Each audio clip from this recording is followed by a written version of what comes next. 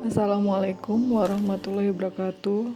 Selamat bertemu kembali dengan saya, Herlin Wijayanti, guru PPKN SMA Negeri Bingin Teluk. Pada kesempatan kali ini saya akan menjelaskan mengenai dinamika persatuan dan kesatuan bangsa dalam konteks Negara Kesatuan Republik Indonesia.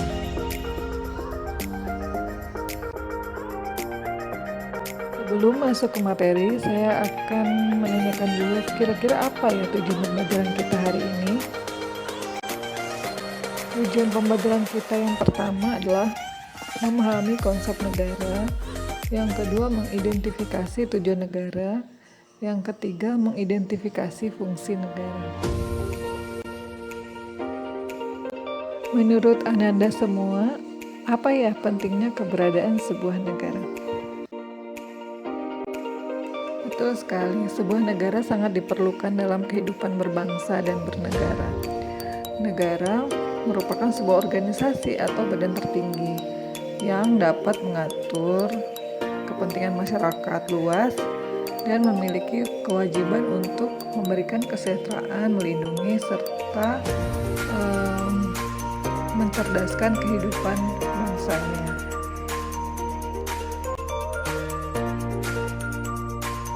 Beberapa definisi negara menurut para ahli. Yang pertama ada yang menurut Profesor Meriam Budiarjo yang menjelaskan bahwa negara merupakan organisasi dalam suatu wilayah dapat memaksakan kekuasaannya secara sah terhadap semua golongan kekuasaan lainnya dan yang menetapkan tujuan-tujuan dari kehidupan bersama itu. Kemudian ada lagi menurut Max Weber, negara adalah sebuah masyarakat yang memiliki monopoli dalam penggunaan kekerasan fisik secara sah dalam wilayah tertentu. Satu lagi ada menurut MacIver bahwa sebuah negara harus memiliki 3 unsur pokok, yaitu wilayah, rakyat, dan pemerintah. Dari sana kita bisa menjelaskan bahwa negara merupakan organisasi tertinggi yang berada dalam suatu wilayah yang memiliki kekuasaan utuh terhadap rakyatnya. Dia bisa memaksakan kehendak-kehendak tersebut untuk mengatur rakyatnya dalam mencapai tujuannya. Unsur-unsur negara itu ada 4. Yang pertama ada rakyat, wilayah, pemerintah yang berdaulat, dan pengakuan dari negara lain.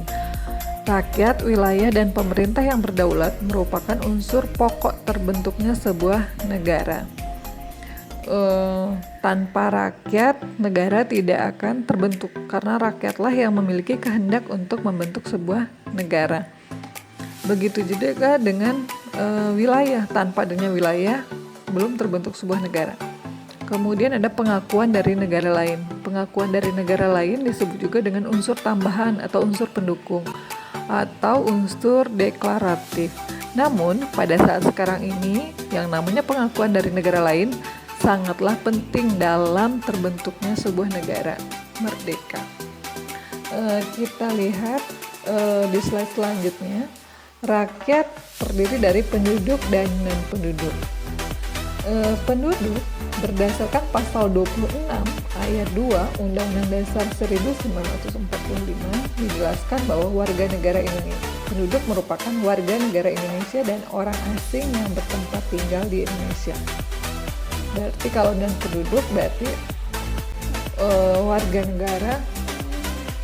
negara yang tidak menetap di Indonesia. Kemudian penduduk terbagi lagi menjadi WNI dan WNA.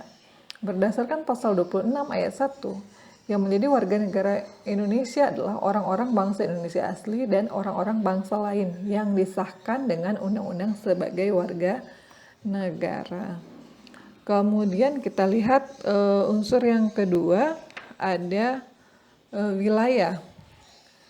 Wilayah ini ada wilayah daratan, ada wilayah laut, kemudian ada wilayah udara, dan ada wilayah ekstrateritorial. Unsur selanjutnya yaitu ada pemerintah yang berdaulat. Pemerintah yang berdaulat di sini adalah pemerintah yang tidak tunduk terhadap kekuasaan lain.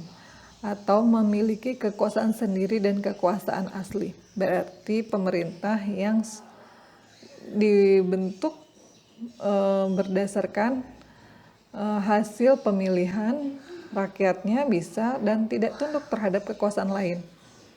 Dan adanya pengakuan dari negara lain. Pengakuan dari negara lain itu ada pengakuan secara de facto dan secara de jure. Pengakuan secara de facto berarti pengakuan dari negara lain berdasarkan faktanya terbentuknya sebuah negara. Dan pengakuan secara de jure berarti pengakuan secara hukum terbentuknya sebuah negara. Untuk fungsi negara itu ada 4. Fungsi pertahanan dan keamanan, fungsi keadilan, fungsi pengaturan dan keadilan, dan fungsi kesejahteraan. Fungsi pertahanan dan keamanan berarti negara wajib melindungi unsur negara dari segala ancaman, hambatan, dan gangguan, serta tantangan lain yang berasal dari internal maupun dari eksternal. Contohnya ada TNI untuk menjaga perbatasan negara kita. Yang kedua, fungsi keadilan.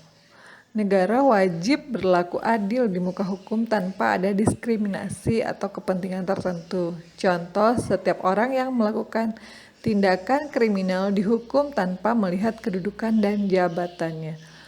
Yang ketiga, fungsi pengaturan. Negara membuat peraturan perundang-undangan yang tujuannya adalah untuk melaksanakan kebijakan dengan adanya landasan yang kuat atau hukum yang kuat untuk membentuk tatanan kehidupan bermasyarakat. Yang keempat, fungsi kesejahteraan dan kemakmuran. Negara bisa mengeksplorasi sumber daya alam yang dimiliki untuk meningkatkan kehidupan masyarakat agar masyarakat menjadi lebih makmur dan lebih sejahtera.